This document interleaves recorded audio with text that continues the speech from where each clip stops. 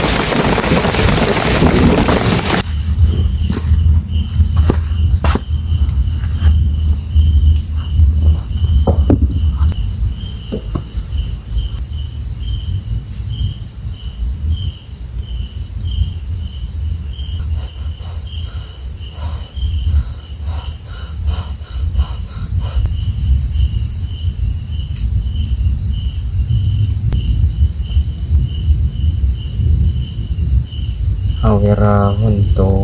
อภยาพชาหุนโตอนิคาหุนโตสุขีอัตนังปริหารันโต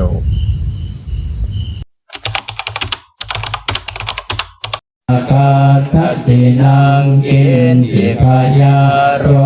สนาปฏิฆะสัญญาณปริมาณังเมตตัญจะสัพพะโรกเตทังนะหิสาตุขับปัจฉัยยังปนเรติติวิโรปังเทหิเทหิเมสัพพยาปเตหิเมเมตังเมตังเมตังปัจฉันโตมาคินจิปาปะมากะมาอัปปะมาโนสัมโพธานังสาธุในตอนนี้ครับพ่อแม่ครูบาอาจารย์หลังออกจาก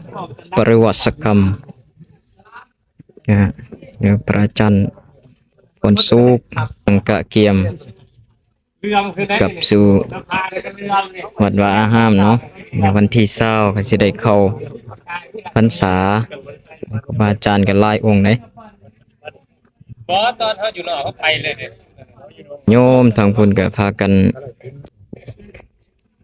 แต่งครัวกินเพื่อถวายพ่อแม่ครูบาอาจารย์ออกจากปริวัติกรรมมันก็เป็นมื้อสุดท้ายก็ฉลองศรัทธาญาติโยมมื้อสุดท้ายเนาะแล้วก็ขออนุโมทนาบุญนำทุกท่านที่เข้าชมคลิปอาตมาได้ไว้นี้ทุกท่านจงมีความสวัสดีมีความสุขทุกคนทุกท่านเจริญพร